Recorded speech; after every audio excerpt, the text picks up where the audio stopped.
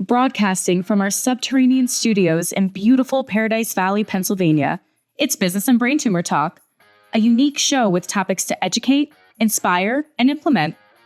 Without further ado, here's your host, Rick Franzo. Thank you so much, Amanda. Welcome, everybody, to Business and Brain Tumor Talk. I'm your host, Rick Franzo. Today, I say this all the time, what a treat, but this really is, this is going to be so much fun. This is a treat. Sabine and Michael Schwab from New Jersey. This is the brain tumor portion of the Business and Brain Tumor Talk show. And today, Sabine, an amazing multi-year, I don't know, is it like 10? Sabine, how many years? 10 plus years, yes. 10 plus years as a brain cancer survivor.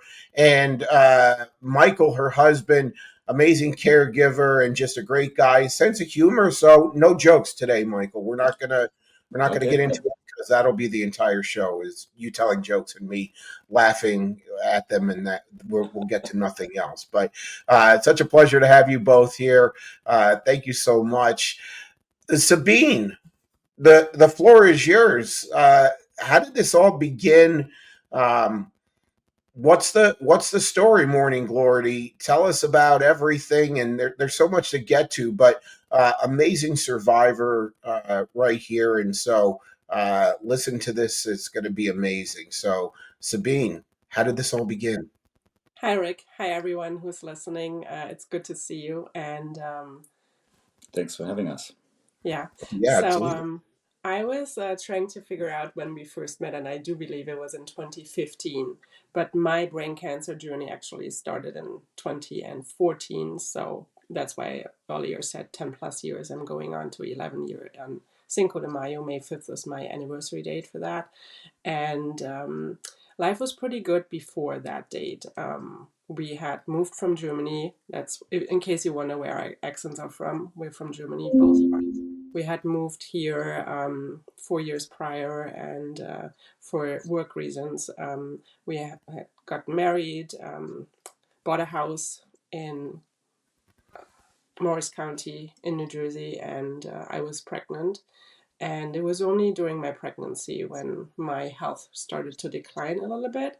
I was just one of those cases who was nauseous all the time. And when I say all the time, I mean 9 months. You know how they say, like the first trimester, you wake up, you have a little bit of morning sickness.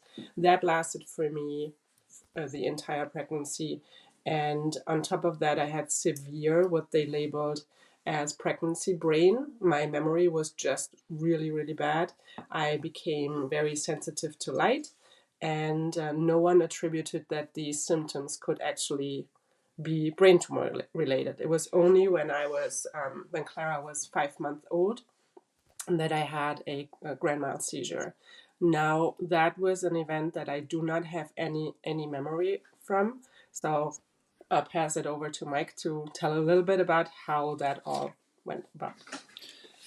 Yeah, back then that happened in the middle of the night when Sabine just said, "Oh, I feel so sick," and she ran to the bathroom, which, as she just said, was not unusual. So I didn't mind. But then a few minutes later, there was some odd sound, like knocking on the floor, banging on the floor. So I went and checked and found her with a grand mal seizure. Although back then I didn't know what it was and not knew the English word for this. So I thought she threw up and didn't breathe. And that's what I treated her for. But then a few minutes later, she stopped, was briefly conscious, and I called 911. And when I guided the police man up, she had a second seizure, and then didn't get back to, was unconscious until she was then transported to the hospital. And then because then our daughter was 6 months old, so I obviously did not drive with the ambulance, but picked all the stuff you need for a small baby, and then I drove a few minutes later to the hospital. Yeah, so this sounds super dramatic. Thankfully, I personally do not have any memory of it whatsoever. I actually woke up the next day in the hospital. That was the first time when I opened my eyes, and then he told me that there's something in your brain, and they investigated and they found a mass. So he was the first one to tell me that something wasn't right. Obviously, something wasn't right because something must have triggered that seizure. And then in the hospital, I didn't realize how severe or how bad it was until I saw my sister walk into the door. And he had already at the time alerted his parents because we needed care for the infant, the 6-month-old, and he couldn't do both, like be there for her and be there for me. He took off work, but and then my sister, when she walked into the hospital room, I know, yeah, something is really going wrong here. And I had emergency surgery the next day. So all while my sister and Michael had already gotten second opinions from, thankfully, through the internet is amazing technology in this day and age. They were able to send it to some place in Germany, actually, and the people over there also said, yeah, that's something that should come out. And I really wanted it to come out. I felt like there was something attacking the most holy part of me, my brain. And all I said at that time was just take it out, take it out, take it out. So that was the hospital part. And then when we went home, and my in-laws stayed with us for a little bit, and then my dad flew in, and some other family members flew in. But eventually, they all had their PTO time used, and we were left with no one because no one from our family lives in this country. They all live overseas. And I was not allowed to drive after you have a grand mal seizure, and every state is different, but here I wasn't allowed to drive for several months. So we needed care, and we had help from some other German grannies, grandmas, who then came and stayed with us and cared for mostly the baby, but also for me. And it was just an additional layer of help and helping hands because he had his work. He was my caregiver. He was now the dad. I was sleeping 18 hours per day, things like that. So that part was not easy if you're diagnosed with a very little one and don't have family support.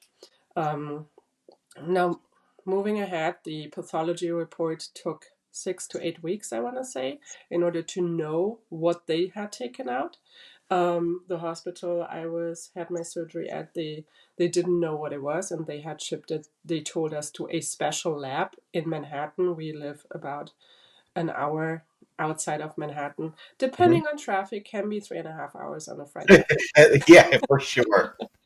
But anyway, at some point I did learn that the special hospital is named Sloan Kettering Cancer Center. So at that point I knew, oh, that's not good, like it's cancerous. And so it was. It turned out to be cancer, and I underwent the standard of care treatment for a malignant brain tumor, which is 6 weeks of daily radiation treatments, parallel with chemotherapy.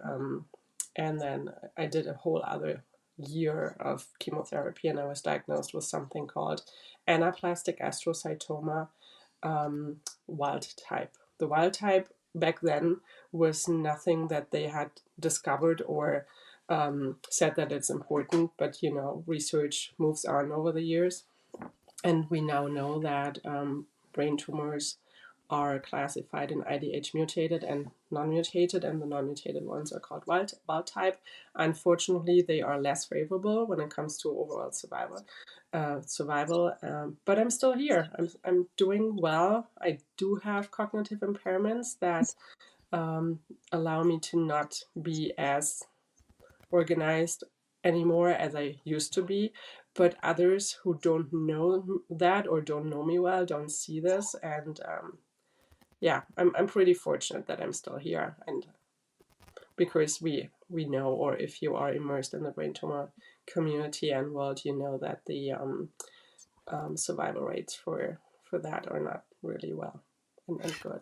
Yeah, they're not. So the survival rate, and of course, you correct me if I'm, way off, but for brain cancers is 5 years or less for, some of the most aggressive types. Yours was a grade 3, I believe. Yeah, so initially it was graded as a grade 3 anaplastic astrocytoma, yes. And then the World Health Organization, WHO, does a reclassification about every 5 years or so. And then with the IDH wild type mutation in 2021, all AA3 wild type diagnosed patients got bumped up to glioblastoma. Some of the listeners may have heard of that term. Glioblastoma is one of the deadliest cancers there is. It's terminal, unfortunately. There's no cure, and that overall survival is around 15 months, including treatment. So now we know how fortunate I really am. Yes, I Now, did. right. Yeah, Now we my know how fortunate. one of my uncles, I have many uncles, actually was diagnosed with GBM, and he died from it within 22 months. It's just so amazing how life can change, really turn on a dime in a day, and all of a sudden we have a million problems until we have a major health problem, then we have but one problem, right? So what incredible tale of survival, and it's ongoing. But I'd like to switch to Mike just for a second. Michael is, as the caregiver, and we've all known each other for over a decade, pretty much. And so one of the things that really struck me when I had met Sabine, and I had a brain tumor support group here in the Poconos of Pennsylvania and for northern New Jersey, and Sabine came with Clara. Clara was uh, a year and a half, maybe close to 2, could have been. Actually, my daughter Amanda was watching her during the support group meeting. But what Sabine had said that really sticks with me is so powerful, and she was speaking about you. And it might be a little skewed, so kind of direct me to the correct facts. But you would get up in the morning, you would boil water for uh, for something, and uh, she just raved about you being just such an amazing caregiver, partner, and just an amazing man. To help take care of everything, and then go to work and just be there. What was the water for? I can't really remember. Does that make sense, or am I just thinking? Close. It was not really water, but she preferred to have fresh pressed juice from vegetables every morning. So Okay. that's what I did. And of course, yeah, I was not prepared for this, as you can imagine. Taking care of her and Clara, our daughter, at 6 months. Well, I took care of her also before, so don't get me wrong. But being solely Okay. responsible, and she couldn't, as I said, she slept 18 hours a day. I Yeah. slept 18 minutes a day or so, because she woke me up a few times per night because she needed help. Clara back then needed to be fed twice per night. So, Oh yeah, if I may interject, I was still 100% breastfeeding at the time when I was diagnosed, so he had to do Wow. the entire transition of getting Clara off my, you know, breast milk to formula, Yeah. and that was my. I again don't recall any of that because I was sleeping so much, but he did it, and it totally strengthened their bond. They still to this day have a very, very close relationship. That's amazing. Yeah. That's But amazing. you do boil water in the mornings. Like he puts a hot, fresh pressed lemon in water, like hot water with fresh pressed lemon on my nightstand. So when I open my eyes in the mornings, there it is. And then I have the That's green what it juice. must have been. Yes, that's what it was. Yeah. And then I also drink lots of green tea. I heard that it flushes out the toxins from the chemo treatment. So that I started that. And yeah, I do believe we first met, since you had brought that up in your question, at the beginning or mid of 2015, when we were on the hunt of a better support group, because the one I initially found and attended only 2 or 3 times, we didn't care about. I was by far the youngest person in the room, and I just could not connect to the others. And honestly, the others were not even interested in connecting with each other. They just came for the free food. So, so Yeah. once I from you through the Brain Tumor Talk Facebook group that you do run or did run at the time, an in-person support group that was not too far from us. And we started attending, and it was like night and day. That support group was really, really good. And I think any support group that allows care partners to attend. My husband is not a talker, but I do believe just being there and seeing that he's not the only care partner and also listening in on so many things helped him a lot as well. Did it? Certainly. Yeah, no, that's important, and the caregivers, and this is the way that I see it, and I know that you agree with this. We have the easy part, and not minimizing what we go through as being the patients, the caregivers. So Michael, my wife Debbie, and so many others, they're the ones that wear the capes. They're the absolute heroes that take care of everything, and you would not have made it had not Michael have been there. I would not have made it if Debbie was not, by my side. And so they are the heroes. They get, so little, airtime, and it's just kind of a given. But they're the ones that truly do the heavy lifting. They really, really do, and so much respect for what it is that they do for all of us. I 100% agree. And I always tell him he's my rock, and I could not do it without him. Yeah, absolutely. Let's talk about Clara for a second. So Clara was, a baby, and now she is what, like 11, 12, 13? 11 years old, 11 yes. years old now. Yeah. 11. Yeah.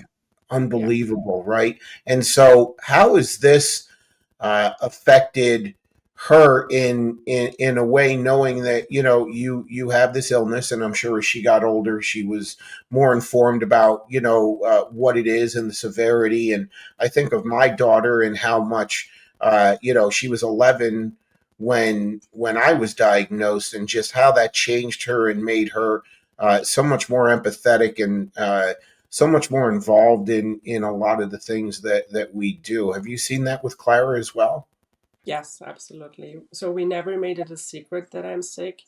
And we, even if we wanted to, we couldn't, because I get mentally fatigued a lot, and then I have to take a nap. And it's not like I can plan for it. It happens. Like once it hits me, I have to lay down. Sometimes I even have to stop both of them in the middle of what they are doing, because whatever is just too much for me sensitively to process. The um, when she was little, we didn't call it brain cancer. We called it Mama has a boo boo on her in her head or on her head, or some, just child friendly language. And then eventually we said, you know what, it's called cancer. And she knows a couple of people who have died from cancer. And that's also something I do believe, that she's very mature when it comes to dying and death and being sick, because she has experienced it. I have lost so many people along the way. And she sees me being sad, and she just knows that it's part of life. We are Christians. We do believe that life doesn't end at the end of, like when you die. So Hmm. in her mind, we will all see each other again, and that helps her also to process. But Sure. I would say she's way mature her age, beyond other 11 graders. Not 11 graders. That would be quite a 11-year old. She's in fifth grade. But yes, she's also very independent. Just down in the kitchen now, baking her way. That's one of her big hobbies. She loves to bake. That's But we also do raise her, and that I don't know if that's because of my disease or because we have the German genes. Germans tend to raise their children more independently, I feel, than Americans do. So she is very independent, and just went to Germany for the first time this past summer, things like that. so I amazing. only dropped her off, but she stayed with friends, many different friends and relatives for more than 2 weeks. Yeah, it That's was such a growing great. experience, right?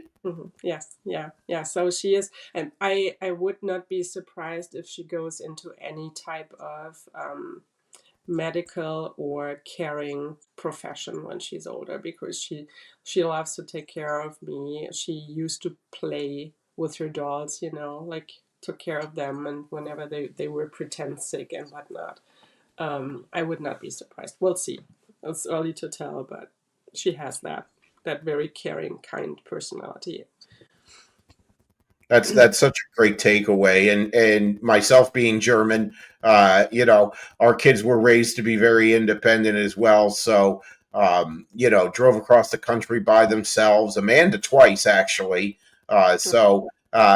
Totally get that. That does make a lot of sense. It's a cultural kind of a thing, but also it's a wonderful thing. Let them be themselves. And I did see that you had posted that she was going to Germany and it was her trip by herself and everything.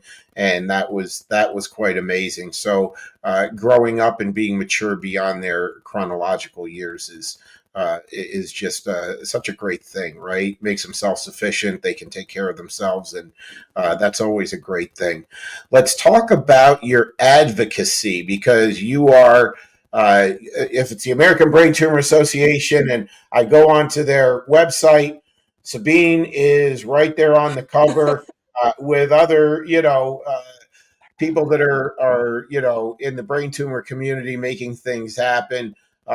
You're very well known, and so I guess almost dying gives you that notoriety. I don't suggest it for anybody, but my goodness, you are involved in so many wonderful things, and so much advocacy, so much volunteerism, so much philanthropy.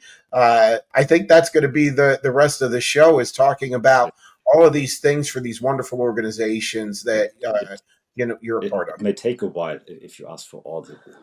You're right. If we could have a portion, I'm looking at the timestamp, but we're going to keep this to a half an hour. So you just let it go and let it flow, Sabine. But you're right, Michael. It could take quite a while. Okay, Definitely. I'll do my best to get to them all. But yeah, so the American Brain Tumor Association was indeed the very first organization that I connected with after I was diagnosed through one of their fundraising programs. They do 5Ks all through over the country. In fact, if you have listened to Wendy Santano's podcast episode, she talks about it more. And I'm on the advisory council, the Patient and Caregiver Advisory Council. And after that, I connected with an organization called Epic Experience. They are headquartered in Colorado, and their mission is to empower adult cancer patients and survivors to live beyond cancer. Um, and they do that mainly by a week-long, it's a mixture, it's a camp, it's called a camp in the Colorado Rocky Mountains, summer or winter camps, and then depending on the season, they run different activities like whitewater kayaking, rafting, horseback riding, hiking, snowshoeing, sledding, and whatnot in the winter. It's a really great group. They have more than that week long camp because the waiting list is so long for that. They added 1 day regional events. So I am hosting a couple of those here in the New Jersey and Pennsylvania and New York tri state area. They have a podcast as well. And then they have something called Thrive VR, which is virtual reality headsets where they bring the outdoors. They are all about outdoors and nature and how that can be healing and powerful. So they are able to bring that through virtual reality into the hospitals for those patients who are sick, too sick to attend their in-person programming. That's amazing. I did not know that. That's the way that, this evolution in technology. So I didn't know that. I just want to stop there just for a moment. So if someone's in the hospital, right, Mhm. and they can't go and experience the Epic experience, you bring the experience to them with virtual reality. Yeah, that's one of the programs That's that they have awesome. developed. So we have hospitals actually buying these headsets, and then the videos on there were specifically designed to mimic what a participant in real life would experience. So it's the same experience that they will then can then do while they are getting their infusion in a chemo chair or while they are just in their hospital bed. Yeah, and so much better than just watching TV, but the same. Yeah. Absolutely, absolutely. And nature is healing and is powerful. It all falls under the umbrella of distraction therapy, so it can increase skin anxieties and lots of things, lots of benefits. Yeah, and then we have the policy advocacy that I do with the National Brain Tumor Society, NBTS. They, if you're not familiar with that, the policy advocacy, we try to get more funding for brain tumor research from the government. So once a year, NBTS gathers all the volunteers across the country, and then it's called Head to the Hill. So we go to DC, meet with the representatives of the House, the Senate, and just tell our stories and ask for more brain tumor funding. We'll see how that goes this year. I haven't heard yet. And then, Yeah, that's an annual event, right? And they have yes, there's a 5K that they do as well, that coincides with that for the National Brain Tumor Society. yeah, they do have one in DC the day before. I have not participated. He's the runner of our family in our family. I've seen Michael run, and so very jealous. I don't run anymore. I look like a drunken astronaut, but Michael has runner's legs, so I mean, go for it. Yeah, Yes, I did my 10K this morning before my there girls you got Did up. you really? Yes. I did nothing of the sort this morning. go. Neither for me. No, well, I went to my Pilates class. There you go. Yeah, and then I have so the hospital I shared earlier where they did ship the tumor, the mass to in order for it to be defined what it is. That was Sloan Kettering, Memorial Sloan Kettering Cancer Center in its full name, or MSK in short. And at some point, my oncologist had asked me, because I do so much for so many different organizations, jokingly asked, "When are you going to start volunteering for MSK?" And I said, "In what capacity?" And he said, "Why don't you join PFAC?" And I'm like, "What is PFAC?" So PFAC stands for Patient and Family Advisory Council. At MSK, it does have a Q at the end for quality. And it was then that I learned that any bigger hospital or cancer center, for that matter, has a PFAC, and it's a group of patients and care partners who advocate for integrating the patient and family perspective into every aspect of what MSK does. So behind the scenes work, we work with on improving, can be something like making the waiting areas more comfortable or better suited for patients, or working on the gowns that patients wear for better Mhm. access to the ports. But it can also be, we sit in hospital-wide quality assurance committees. So if there's a case and something went wrong and it has to be reviewed by a formal reviewing board, sometimes even with the state, there's always a patient in the room or on the table to make sure that everything goes well from a patient perspective. Yeah, so That is that's wonderful. Yeah, what that's a good checks and balances system. totally, From another point of view, that's wonderful. That's absolutely. wonderful. Yeah. And then during COVID, there was an organization that formed itself called the COVID and Cancer Consortium. And there was a group of hospitals that looked into how COVID affects cancer patients. And I was the one of the patients on that council.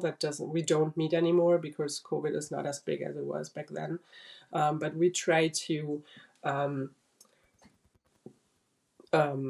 how can I say this in easier terms? We try to take the scientific words and analysis and results that they did and put them in layman's terms out to patients, so that they could then understand what it was. Lots of infographics were created at the time. Um, yeah, so that cancer patients knew when to get vaccinated and when not, and things like that.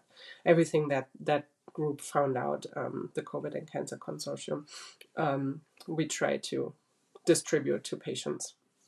And then last but not least, well, there are others, but one of the bigger ones I want to mention is the brain tumor social media chats that I run. So Hmm. when I was diagnosed, I was paired with a mentor through Immerman Angels. That's an organization that matches patients with patients or care partners with care partners, not just on the diagnosis. They try to not just match the diagnosis, but also the socioeconomic backgrounds. And, I didn't want to be matched with someone who also had a small child, but I wanted to be matched with someone who had lost their career because of the side effects. So I was matched with someone, a big name in the brain tumor community, Liz Salmi, and she was one of the founders of BTSM. And then in 2018, when she said, I no longer want to do that, I took over. I became one of the co-hosts and moderators. So we do meet formerly on Twitter, then on X, and now we're moving over to Blue Sky for various reasons. But the Blue Sky community, brain tumor community, will have their first chat in March at some point. And it's just an hour per month that we meet and talk about a specific topic, similar to online support groups, the one that you, Rick, run on Facebook. I will never get to the numbers that you have there, 18,000. That's incredible. But Yeah. I mean, it's not about the numbers, as you I know, know. but it's active, and BTSM, when Liz had founded it, and I didn't realize that she had handed it over to you, and you were moving from X to Blue Sky. I'm definitely going to be Yeah, engaged with that. There's over 18,000 people from 50 or so different countries, give or take, and like BTSM, it's just a platform where people can have a voice, not feel alone. They can be heard, and be around other people that get it. So, exactly. a great connector. Yeah. Yeah, so we are 5 or 6 co-hosts now, and because I cannot do it all, but the we do meet on Blue Sky and Twitter still. I still refer to it as Twitter. It's X. Right. Yeah. Um, but I am not on there anymore for Hmm. various reasons. But the Blue Sky community, we're still building that up. One of the other reasons why we switched over is because the beauty of BTSM chat is that it's not just patients and care partners. We do have a lot of clinicians and researchers who use the hashtag very frequently as well. And as someone who's very interested in research advocacy, like myself, it's really cool to connect. I have learned so much from these chats or interaction with the research community that I didn't want to miss that. And they all had left X, so it was only natural that we moved with them and now try to build that there as well. That's Yes. amazing. That's so What's the great. hashtag again? The hashtag again is hashtag BTSM, and that stands for Brain Tumor Social Media. Absolutely, and that's just fantastic. And it's great that caregivers are included too. Such an integral part of our journeys. If there was somebody that was newly diagnosed on as a patient, and they had a caregiver, starting with Sabine, somebody newly diagnosed, not a tip or some, what would be a good trajectory for them to consider? What would be fairly strategic for them with the emotions and just with all of the information? It would be like, for the patient and for the caregiver, like drinking out of a fire hose. So, what would you say would be something that you would say to them? So I always have 2 tips. One is find yourself another patient you can talk to, because you cannot really always, and you don't want to always vent to someone you're very close with, because you don't want to destroy that relationship by whatever you say. And Right. also, when you're diagnosed, you may feel alone in this. So having someone else is really, really, really important thing to seek for and look for that. The American Brain Tumors Association is an amazing resource. They do match patients and care partners with someone as well. So they do have that mentor program. So I always direct people to that website, not just for information and resources. They have so much more. They have a care line. They have you can call them. They have educational videos. So that's my number one tip. Connect with the ABTA, and you will be set up for everything you need throughout your entire journey, not just as newly diagnosed. They have brochures for any stage of your brain tumor journey. And then the second thing is sleep. I always tell people, take your naps. In fact, I believe that it's because of my frequent naps that I'm doing so well. I get mentally fatigued. I'm out for 10 minutes, 20 minutes, 2 hours, however long I need to reboot my brain. It's like a computer, like when you have so many windows open, I just have to shut them all, and then I'm okay again. Some don't believe in power naps, but I do think that it's part of why I am doing so well. I always try in my talks, in my speeches that I give, compare it to a cast. When you have a broken arm, you would get a cast around it, and then you wouldn't be allowed to move it for 6 or 8 weeks, or however severe your break is. But we cannot put a cast around the brain, so we have to find another way in order to not work it. But that's also not possible, because we see, we hear, we listen, we think, and that is comparable to moving your arm, or doing things with your arm when it's broken. So the only time the brain is, there's no time at all when the brain is not working at all, but sleep is the one that comes the closest. And that's the time that it can heal. So take your naps, even though many clinicians will tell you you have to push through it. Mental fatigue is very different from physical fatigue.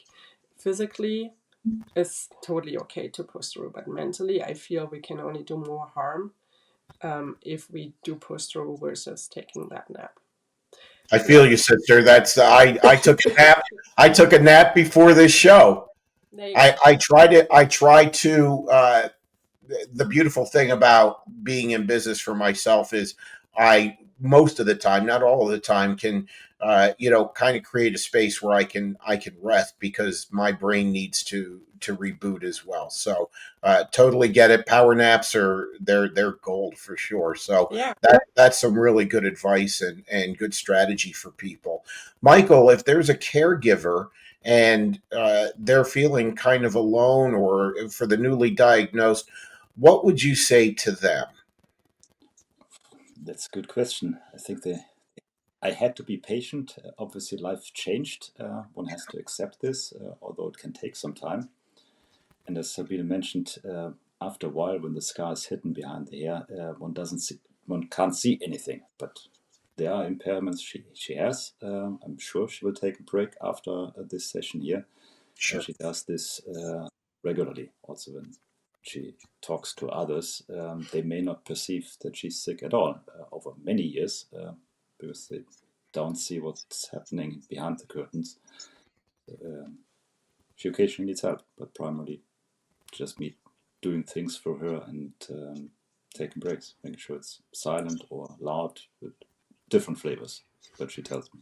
That's important, right? And you're the epitome of a very strong caregiver, and I automatically was drawn to you, Sabine, of course, but to you because of knowing what Debbie was doing. And of course, when you said that you were boiling water every morning for the vegetables, or for the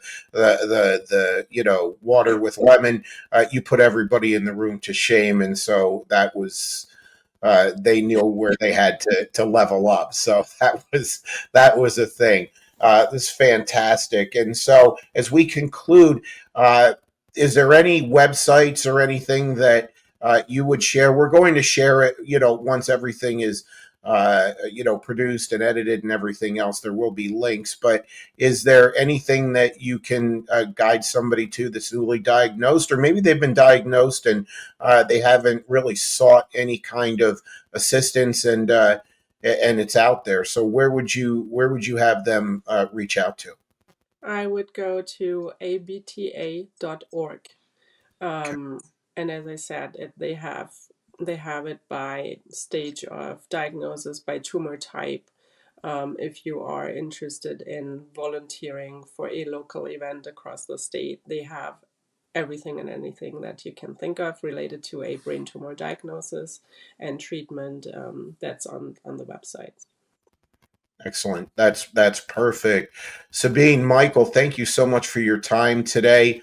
Clara is baking, so we're gonna let her go and do what she does, and she enjoys it. But thank you so much for being here. I know that everybody who watches this is going to not only be motivated, inspired, but there is going to be some action taken if they know somebody who's been diagnosed with a brain tumor. And I really thank you both for being here.